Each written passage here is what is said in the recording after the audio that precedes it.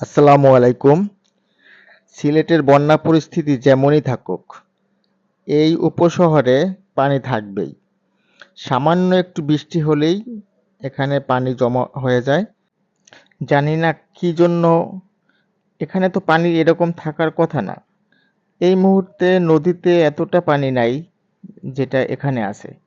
সকালে বের হইছি বাচ্চাকে মাদ্রাসায় নিয়ে যাওয়ার জন্য। দেখেন, এই পানি যদি কারো পায়ে লাগে, নিশ্চিত তার খাদ্রি পেঁচড়া হবেই। চুলকানিতে সারা শরীর ভরে যাবে। পানিগুলো অনেক ময়লা, একবারে কালো। এরকমটা চলতে থাকলে এই উপশহরে মানুষ থাকবে না। এত সুন্দর আভিজাত্য এলাকা, তার এই পরিণতি খুবই কষ্টকর। মেনে নেওয়া যাচ্ছে না। সুন্দর সুন্দর বাড়ি করলে আসলে সবকিছু যে সুন্দর হয় না, এটা এই পানির মাধ্যমে প্রমাণিত। দেখেন, নদীতে এত পরিমাণ পানি নাই।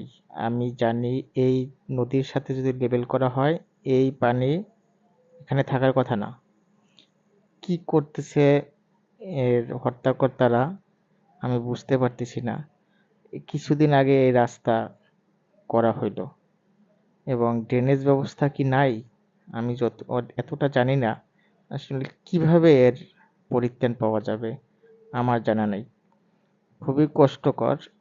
কে যাবে এই পানি দিয়ে? যদি কেউ হেঁটে যায়, তার তার শরীরে খাদ্রি পেঁচড়া ভরে যাবে। ভয়ঙ্কর অবস্থা।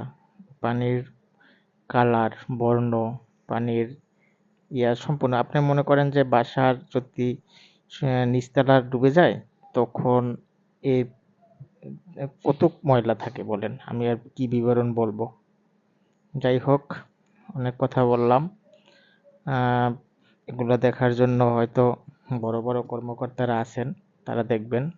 আমি সাধারণ মানুষ হয়ে নাই বা বলি। দেখতে দেখতে চলে আসলাম আমার বাচ্চার মাদ্রাসায়। আহ, একজনকে নিয়ে যাওয়া যায় না, একজনের সাথে আর একজন যাবেই। মানে আমার দুই ছেলেই সকালে ঘুম থেকে উঠলে একজনের সাথে আর একজন, সেও মাদ্রাসায় যাওয়ার জন্য রেডি হয়। যদিও ওর এখনো বয়স হয় নাই, 2.5 বছর।